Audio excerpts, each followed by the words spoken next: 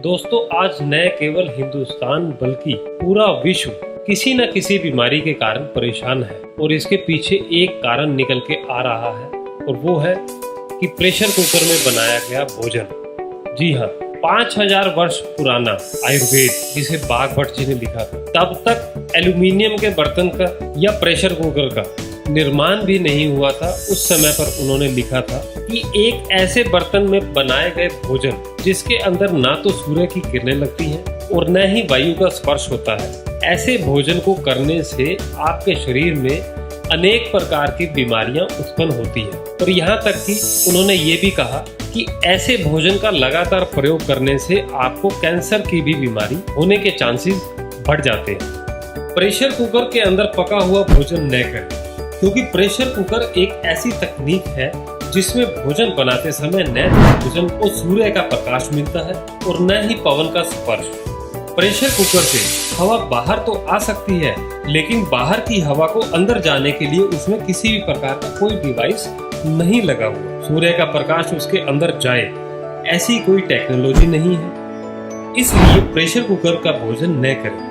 अधिकतर pressure cooker aluminium के बने हुए होते हैं और भोजन रखने या बनाने का सबसे खराब यदि कोई मेटल है तो वो है एल्यूमिनियम।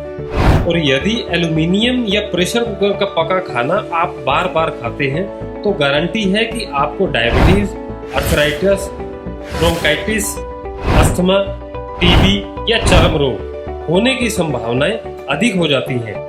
हाल ही के अंदर एक रिसर्च के अंदर वैज्ञानिकों ने लिखा है कि जो लोग लगातार प्रेशर कुकर के भोजन का सेवन करते हैं उन्हें 48 से अधिक बीमारियां होने का खतरा बढ़ जाता है। एल्यूमिनियम के बर्तन में पका भोजन खाने से रोग प्रतिरोधक क्षमता तो कम होती ही है और उसके साथ साथ में हमारे शरीर को आए दिन नई नई बीमारियां लगती हैं, जिसके कारण हमारे जीवन की समय अवधि कम हो जाती है।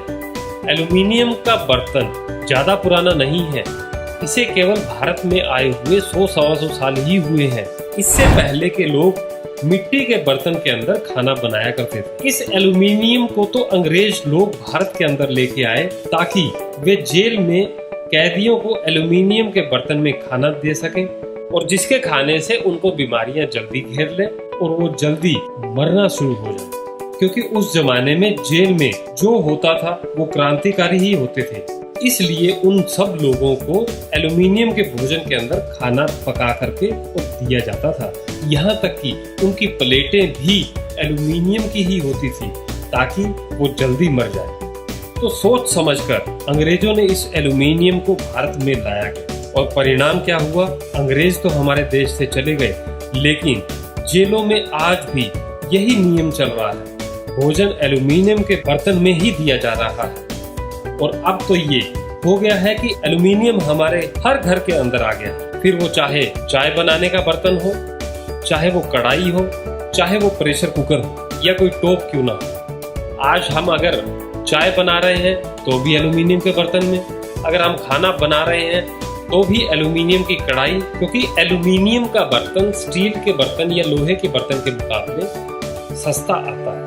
और इस सस्ते के चक्कर में आप अपने शरीर को नुकसान पहुंचा रहे हैं। जाने अनजाने के अंदर आप अपने शरीर के साथ खिलवाड़ कर रहे हैं। आपको आए दिन नई नई बीमारियां आ रही हैं। जरा सोच के देखिए, जो लोग पुराने जमाने के अंदर मिट्टी के बर्तन के अंदर भोजन बनाया करते थे, क्या उस जमाने के अंदर इतनी बीमारियां थी? क्या इतने डॉक्टर थे? क्या इतने हॉस्पिटल थे? नहीं, बिल्कुल भी नहीं। उस समय पर केवल और केवल एक चीज थी, वो था स्वास्थ्य। बागभट्ट जी ने और भाई राजीव दीक्षित जी ने हर समय एक ही बात कही है कि आप अपने घरों के अंदर पक रहे भोजन को और आपके घर में आ रही सुख सुविधाओं को दूर करें।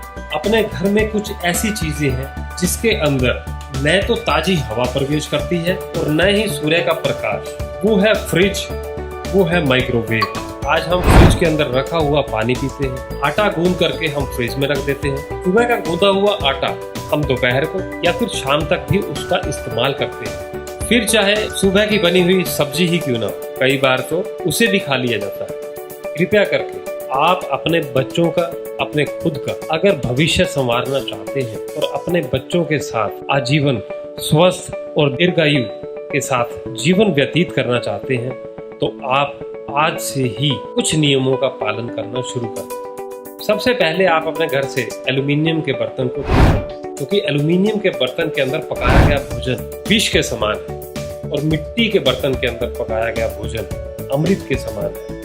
मर्जी आपकी है, आप विष को ग्रहण करना चाहते हैं या अमृत।